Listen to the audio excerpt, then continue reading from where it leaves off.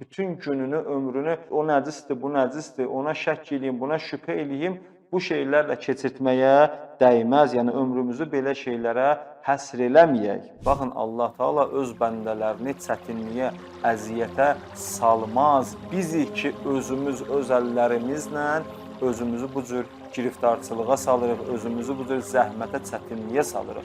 Dində belə bir şey yoxdur.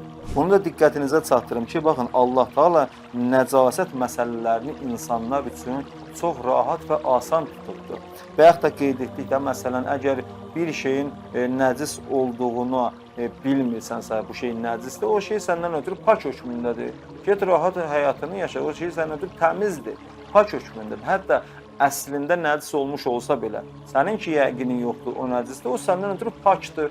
Getir belə deyək də, keyf elə, rahat işini gör, həyatını yaşa. Və durub bundan ötürü baş sındırmağa, bütün gününü, ömrünü o nəcisdir, bu nəcisdir, ona şəkk eləyim, buna şübhə eləyim, bu şeylərlə keçirtməyə dəyməz. Yəni ömrümüzü belə şeylərə həsr eləməyək. Bu cür insanların belə deyək də vəzifəsi odur ki, öz təqlid etdikləri müctehidlərin buyurduqlarına, fətvalarına, hökmlərinə əməl etmələri və şəklərinə etina etmədən ibadətlərini doğru düzgün şəkildə yerinə yetirmələridir bunların vəzifəsi. Nəinki durub lazımsız və yersiz şəklərinə etina edərək özlərini dindən uzaqlaşdırmaq.